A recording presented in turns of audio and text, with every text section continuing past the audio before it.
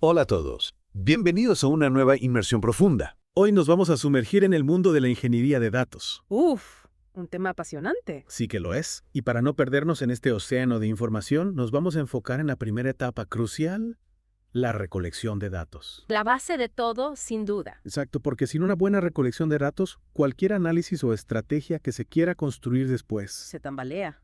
Totalmente, como construir una casa sobre arena. Tarde o temprano todo se viene abajo y en este caso las decisiones que se toman con base en esos datos. ¿Por dónde empezamos? ¿Cómo se define, en términos sencillos, la ingeniería de datos? Bueno, imagina que tienes una gran cantidad de información dispersa por todas partes. Un caos. Ajá. La ingeniería de datos se encarga de diseñar, construir y mantener los sistemas que nos permiten tomar esa información, organizarla, procesarla y hacerla útil. O sea que no se trata solo de recolectar datos, sino de hacer que esos datos hablen. Exacto, la ingeniería de datos abarca todo el ciclo de vida de los datos, desde su origen hasta su análisis. Y eso nos lleva de vuelta al punto de partida. Es el primer paso, y si no se hace correctamente, todo el proceso posterior se ve afectado. Es como el dicho, basura que entra, basura que sale.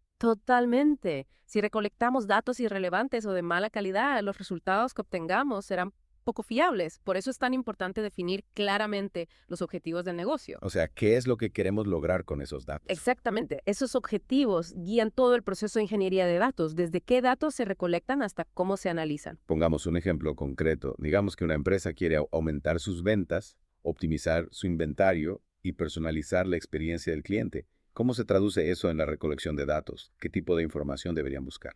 Buena pregunta. En el caso de una empresa de retail, hay varias fuentes de datos que pueden ser muy valiosas. ¿Cómo cuáles?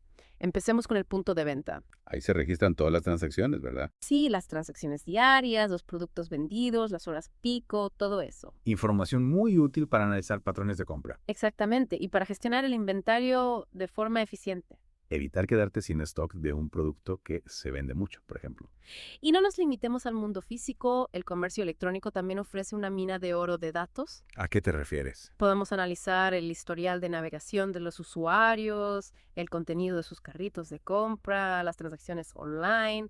Todo eso nos da una visión muy completa del comportamiento del cliente. Y con esa información se puede personalizar la experiencia de compra, ¿no? Claro, ofrecer recomendaciones de productos, promociones especiales, todo eso. Es como un vendedor virtual que conoce a la perfección los gustos del cliente. Exactamente, y no olvidemos el poder de las redes sociales. Ahí también hay mucha información valiosa, ¿verdad? Muchísima. Los comentarios, las menciones, los me gusta, todo eso nos da pistas sobre la percepción de la marca, las tendencias del mercado. Incluso podemos predecir las ventas futuras. ¿Qué papel juegan los sensores IoT en la recolección de datos? Los sensores IoT nos permiten obtener información en tiempo real. Como por ejemplo, Los niveles de stock, el movimiento de productos en las tiendas. Imagina que recibes una alerta en tu teléfono cuando un producto está a punto de agotarse en una tienda específica. podrías reponerlo de inmediato y evitar perder ventas. Exacto, esa es la magia de los sensores IoT. Y de la ingeniería de datos. Pero también pueden utilizarse para obtener información sobre el flujo de clientes en las tiendas. Saber cuántas personas entran, cuánto tiempo permanecen en cada sección, qué productos les llaman la atención. Por supuesto. Pero no podemos olvidar la información que viene directamente de los clientes. Las encuestas, la retroalimentación, todo eso es esencial para entender qué les gusta, qué no les gusta, qué podemos mejorar. Es como tener un diálogo constante con tus clientes. Exacto, un diálogo que nos permite ofrecerles mejores productos y servicios. Hasta ahora, hemos visto el lado positivo de la recolección de datos, pero me imagino que también hay desafíos, ¿verdad? Claro que sí.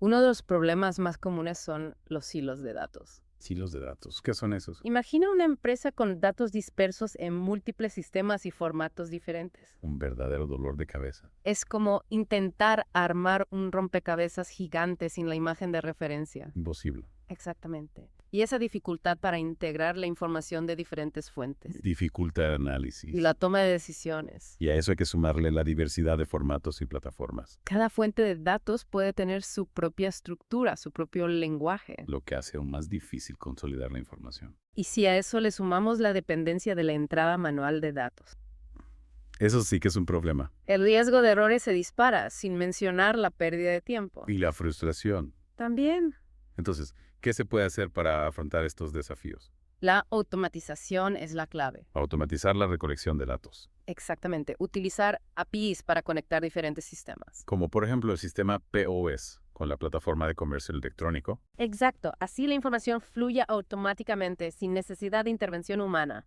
Adiós a la entrada manual de datos. Y hola la eficiencia y la precisión. Pero incluso con todas estas herramientas, hay veces que acceder a los datos es complicado, A veces hay restricciones internas, políticas de seguridad. que dificultan la obtención de la información. Es un obstáculo que hay que superar. Y hablando de obstáculos, ¿qué otros desafíos se presentan en la recolección de datos? Bueno, uno muy común es el uso de datos desactualizados.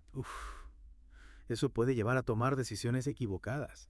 Totalmente. Es fundamental contar con sistemas de recolección de datos en tiempo real Para que la información esté siempre fresca. y sea relevante para la toma de decisiones. Hemos cubierto muchísima información sobre la recolección de datos, pero esto es solo el comienzo de nuestro deep dive. Exacto. En la próxima parte nos adentraremos en el fascinante mundo del almacenamiento de datos. De vuelta en nuestro deep dive sobre ingeniería de datos.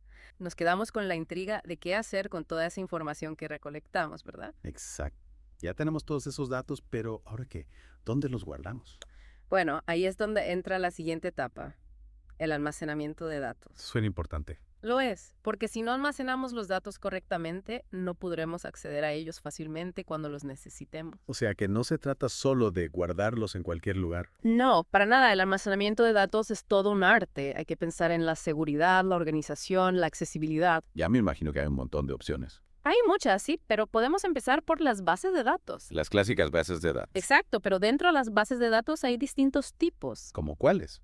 Bueno, las más comunes son las bases de datos relacionales, esas que almacenan los datos en tablas con filas y columnas. Ah, ya sé a cuáles te refieres. Son muy útiles para datos estructurados, como información de clientes o transacciones. Sí, datos que se pueden organizar en filas y columnas. Exacto. Y lo bueno de las bases de datos relacionales es que te permiten establecer relaciones entre las diferentes tablas. ¿Y eso para qué sirve? Para obtener una visión más completa de la información, por ejemplo, puedes relacionar la tabla de clientes con la tabla de compras. Y así saber qué productos compra cada cliente. Exactamente. Y con esa información puedes hacer análisis más precisos y tomar mejores decisiones. Suena muy útil. Lo es, pero las bases de datos relacionales no son la única opción. Las bases de datos no SQL ¿Qué significa eso? significa no solo SQL, o sea que no se basan en el lenguaje SQL para gestionar los datos. ¿Y en qué se diferencian de las relacionales? Las bases de datos no SQL son más flexibles, pueden almacenar diferentes tipos de datos, no solo datos estructurados, Como por ejemplo, imágenes, vídeos, archivos de texto, datos de sensores, todo eso. mucho más versátil. Exactamente. Y las bases de datos no SQL son ideales para manejar grandes volúmenes de datos. Big Data, como se dice ahora. Exacto. Y hablando de Big Data, no podemos olvidar el almacenamiento en la nube. La nube es el lugar mágico donde todo se guarda. La nube ofrece una gran escalabilidad y flexibilidad para almacenar datos. Puedes guardar todo lo que quieras, sin preocuparte por el espacio físico. Exactamente. Y puedes acceder a tus datos desde cualquier lugar del mundo. Es como tener un disco duro gigante en el cielo. Una buena analogía, y hay muchos proveedores de almacenamiento en la nube, como Amazon Web Services, Google Cloud Platform, Microsoft Azure. Así que hay para todos los gustos. Sí, y cada proveedor ofrece diferentes servicios y precios. Hay que elegir el que mejor se adapte a las necesidades de cada empresa. Claro. Pero una vez que elegimos el tipo de almacenamiento, ¿cómo organizamos los datos? Ahí es donde entra el concepto de almacenamiento de datos. Almacenamiento de datos. Es diferente del almacenamiento general. Sí, el almacenamiento de datos se refiere específicamente al almacenamiento de datos para fines de análisis. O sea que no solo guardamos los datos, sino que los preparamos para que sean analizados. Exactamente. Y para eso se utilizan repositorios centralizados como un data warehouse o un data lake. Data Warehouse, Data Lake, ¿cuántos nombres? Jaja, sí, pero no te preocupes, son conceptos sencillos de entender. A ver, explícame. Un data warehouse es como un almacén de datos estructurados, limpios y listos para ser analizados. Como una biblioteca bien organizada. Exacto, mientras que un data lake es como un lago donde se vierten todo tipo de datos estructurados y no estructurados. Un poco más caótico, ¿no? Sí, pero esa caoticidad tiene su ventaja porque te permite explorar los datos de forma más libre sin restricciones predefinidas. Entiendo, cada uno tiene sus pros y sus contras. Exacto, hay que elegir el que mejor se adapte a las necesidades del análisis que se quiera hacer. Y hablando de necesidades, ¿qué pasa con la seguridad de los datos? La seguridad es fundamental, no podemos olvidarnos de ella. Es que hay tantos peligros en el mundo digital. Tienes razón. Por eso hay que implementar medidas de seguridad robustas en todos los niveles del proceso de almacenamiento de datos. Como por ejemplo. El cifrado de datos, el control de acceso, las copias de seguridad, la recuperación ante desastres, todo eso. Suena complicado. No es tan complicado como parece. Lo importante es tener un plan y seguir las mejores prácticas. Y contar con la ayuda de expertos en seguridad, ¿no? Por supuesto, la seguridad es un trabajo en equipo. Todos en la organización deben ser conscientes de su importancia. Bueno, ya hemos visto dónde guardar los datos y cómo protegerlos, pero ¿qué hacemos con ellos después? ¿Cómo los convertimos en información útil? Esa es la pregunta del millón y la respuesta la tendremos en la próxima parte de nuestro Deep Dive. Ya quiero saber. No te la pierdas, porque ahí es donde la magia realmente sucede. De regreso a nuestro Deep Dive, ya exploramos la recolección y el almacenamiento de datos. Y ahora viene lo bueno. Exacto. El procesamiento de datos, la etapa donde convertimos esos datos sin procesar, En información valiosa. la que nos ayuda a tomar mejores decisiones. Pero, ¿cómo se hace eso? ¿Cómo se procesan los datos? Bueno, es un proceso que implica varios pasos. ¿Cómo cuáles? Uno de los primeros es la limpieza de datos. Limpiar los datos. ¿A qué te refieres? A eliminar errores, inconsistencias, duplicados. Como hacer una limpieza de primavera en nuestra base de datos. Exactamente. Si trabajamos con datos sucios, los resultados serán poco fiables. Y después de la limpieza, ¿qué sigue? La transformación de datos. Transformar los datos. ¿En qué sentido? Convertirlos a un formato adecuado para el análisis, agregarlos, normalizarlos, crear nuevas variables. Un cambio de look para los datos. Chaja, sí, algo así. Y una vez que los datos están limpios y transformados, ¿qué hacemos con ellos? Los analizamos. La parte más emocionante. Sin duda, aquí es donde podemos descubrir patrones ocultos, identificar tendencias, predecir eventos futuros. Como tener una bola de cristal. ¡Ja, casi! Pero la clave está en utilizar las técnicas de análisis adecuadas. ¿Y cuáles son esas técnicas? Hay muchas, desde estadísticas descriptivas hasta algoritmos de aprendizaje automático. No digas que las máquinas también aprenden. El aprendizaje automático nos permite entrenar a las máquinas para que analicen los datos y encuentren patrones que nosotros no podamos ver. Y una vez que tenemos los resultados del análisis, ¿cómo los comunicamos? Ahí entra la visualización de datos. Visualización, o sea, convertir los datos en imágenes. Exacto, gráficos, tablas, dashboards interactivos, todo eso. Una imagen vale más que 1000 palabras. Sin duda, la visualización de datos nos permite comunicar información compleja de forma clara y concisa. Y atractiva. Por supuesto, la estética también es importante.